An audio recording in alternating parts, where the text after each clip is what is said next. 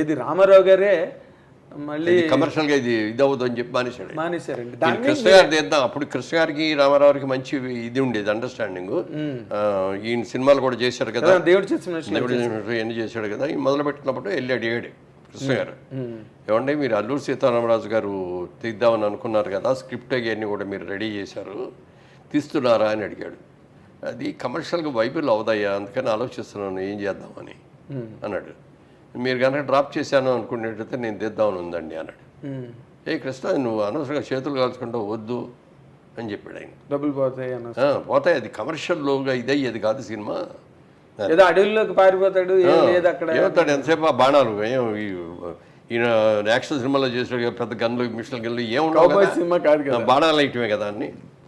Sir పెద్ద డ్రెస్సింగ్లు లేవు, dream సాంగ్లు లేవు, ఏముండవు.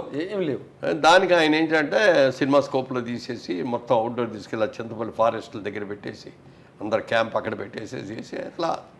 ఆ డైరెక్టర్ కూడా మొదటి రోజే హార్ట్ అటాక్ వచ్చింది రామచంద్రరావుకి.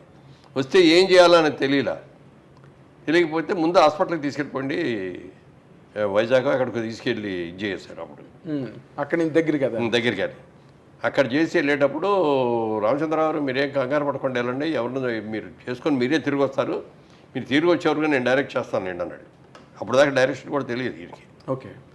కాకపోతే అంటే దాంట్లో సబ్జెక్ట్ అంతా కూలంకషంగా ఏ టు జడ్ తెలుసు కాబట్టి మొదలు పెడుతున్నాడు కాబట్టి ఆయన చేయటం మొదలెట్టాడు. మొదలుపెట్టేసాడు. సినిమా డైరెక్టర్ ఎవరు పేరంటే ఆయన పేరే వేసాడు. అవునండి, వి రామచంద్ర గారి పేరే ఉంటుంది. ఆయన తర్వాత వచ్చి అసలు తగ్గి ఆయన వచ్చి మళ్ళీ షూట్ చేయలే. అవును, పోయారు.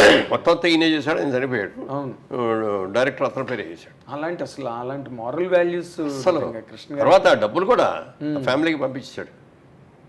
సినిమా మొత్తం డైరెక్ట్ చేస్తే ఎంత ఇస్తాడో ఆ అమౌంట్ అంతా కూడా ఇచ్చి పంపించాడు. గ్రేట్ కదా సార్ నిజంగా. అందుకే అన్నది నిజంగా ఇండస్ట్రీలో దేవుడు అంటే దేవుడే. అవి ఎవరు పెట్టారండి?